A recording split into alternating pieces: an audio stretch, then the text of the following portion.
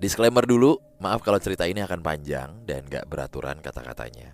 Gue mau ceritain pengalaman awal gue kuliah di tahun 2013 di sebuah kampus swasta di Bandung. Mohon kampusnya jangan disebut karena takut menyinggung atau gimana lah. Tapi gue akan kasih clue-nya. Clue-nya adalah kampus ini berada di pinggir salah satu pintu tol yang ada di Bandung. Kalau mau keluar pintu tolnya, kampusnya udah kelihatan. Dah, sampai sini aja clue-nya. Mohon gak disebutin. Bandung kan? Iya benar. Well, gue mau ceritain kejadian horor selama gue baru masuk di kampus itu. Jadi, pada awal tahun 2013, gue diterima di kampus itu lewat jalur rapot. Jadi ada beberapa jalur penerimaan kampus FYI. Dari mulai unggulan, yaitu prestasi, lalu lewat jalur rapot, dan yang terakhir jalur mandiri. Nah, yang ini yang tes nih. Untuk mempermudah mahasiswa dan mahasiswinya, kampus menyediakan asrama selama 1 tahun awal. Ya setara dengan tingkat 1 di kampus lah. Jadi buat mahasiswa yang berasal dari luar daerah, bisa tinggal di asrama tanpa harus nyari kosan lagi. Tapi ini bayar ya asramanya. Jadi ada beberapa asrama. Buat asrama mahasiswa ada 5 gedung, dan asrama mahasiswi ada 5 gedung juga. Kalau asrama buat mahasiswi dinamain pakai huruf A sampai E, kalau asrama mahasiswa dinamain pakai angka. Jadi 1 sampai 5 nih. Nah, asrama mahasiswa ini yang udah jadi cuma ada 4 gedung. Sisanya pakai asrama lama bekas asrama putri. Jadi kita bilangnya gedung L.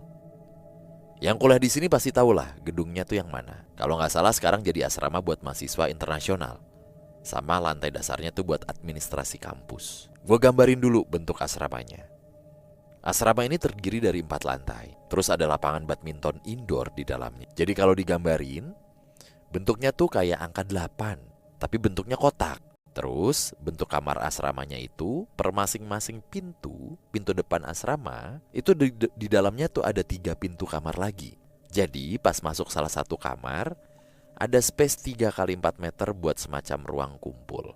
Nah, terus di dalamnya lagi tuh ada kamarnya lagi. Ada 2 kamar mandi juga di dalam. Yang satu agak gede karena bisa sekalian mandi, yang satu cuman buat buang air besar aja. Kamar gue berhadapan sama teman gue. Nah, yang satu lagi sebelah gue depannya tuh kamar mandi. Semoga kebayang nih. Oke, jadi kayak rumah sakit gue nih berarti. Ada blok-blok gitu kali ya. Pada suatu hari, gue kuliah full dari pagi sampai malam. Gue masih ingat kejadiannya itu di hari Jumat. Jadwal di kampus pada zaman gue itu mulai kelas dari jam 6:30 sampai kelas malam yang berakhir di jam 8 malam. Jadi jam 7 pagi sampai jam 8 malam, 6:30. Biasanya kelas malam itu mulai dari jam 6 sampai jam 8. Kalau enggak lab, ya mata kuliah sampingan lah, macam kewarganegaraan atau agama. Setelah kelar kelas, gue langsung balik ke asrama. Karena jarak asrama dari gedung kampus cuma 200 meteran. Gue jalan santai, karena masih banyak mahasiswa yang baru bubar dari gedung kuliah. Pas sampai di asrama, gue mandi, terus ganti baju, buka laptop, dan main Dota sama temen sebelah kamar gue. Kita panggil temen gue ini namanya Rahman. Nah, Rahman ini satu jurusan sama gue. Asalnya dari Bogor, cuma beda kelas. Kadang dia balik ke rumah tuh Sabtu sampai Minggu buat ketemu orang tuanya. Temen yang satu lagi namanya Dimas.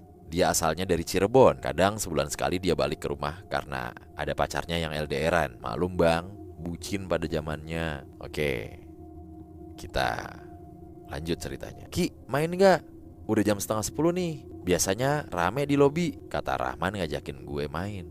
Ayo gas, jawab gue. Nah, kita gak kerasa tuh bang, main sampai jam 2:30 pagi. Dari kita bertiga yang di kamar, Dimas ini orangnya paling rajin ibadahnya. Biasanya bangun 2:30 pagi buat tahajud. Karena pintu kamar gue sama Rahman agak dibuka sedikit dan gue membelakangi pintu, gue gak tahu tuh ada yang lewat apa enggak buat ke kamar mandi. Nah, si Dimas ini kalau mau tahajud biasanya mandi dulu dia. Terus wudhu baru sholat. Gue denger ada suara cebar-cebur air. Gue kira Dimas lagi mandi. Ya udahlah, gue lanjut aja tuh main. Terus gak berapa lama tiba-tiba suara dari kamar mandi sepi. Gue kira Dimas udah keluar dan udah kelar kali ya. Karena kebetulan gue kebelet kencing, gue jalanlah ke kamar mandi. Pas gue lihat kamar mandi ketutup dan lampunya mati. Biasanya kalau Dimas kelar mandi lampunya pasti nyala dan pintunya dibuka. Gue cuek aja.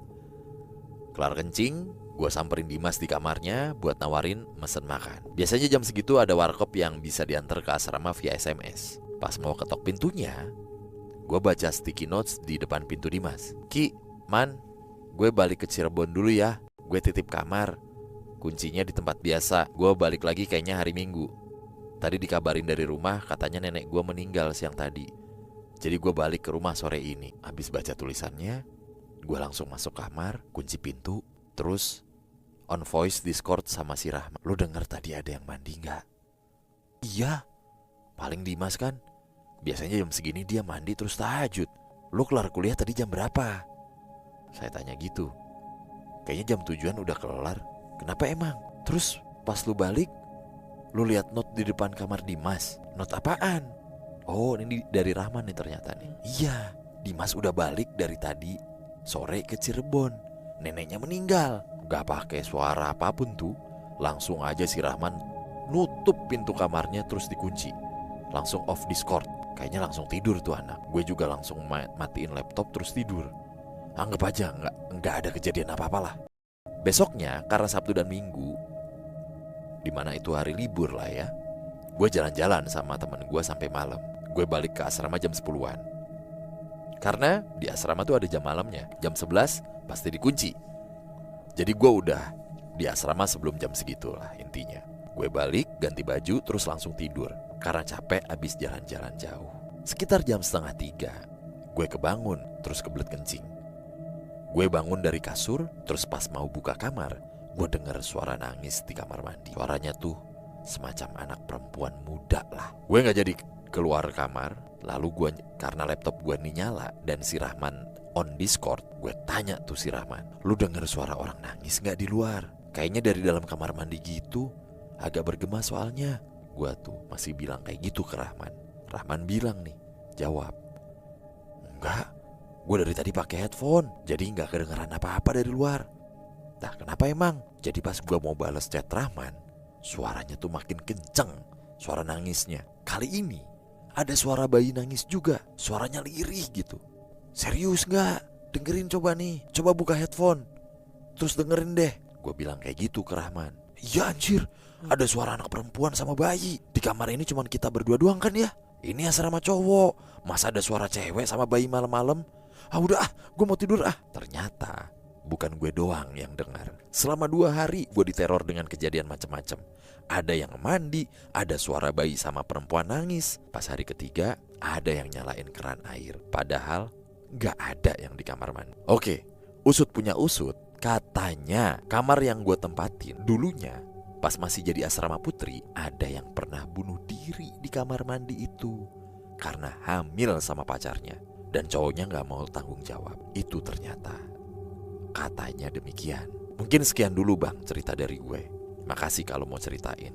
Maaf kalau terlalu panjang banget. Next gue ceritain soal dosen gaib pas gue kuliah malam sama Tante Kunti di lab komputer yang sering nemenin mahasiswa pas nginep di lab. Semoga PMK makin jaya dan kita semua diberikan kesehatan ya. Amin. Amin.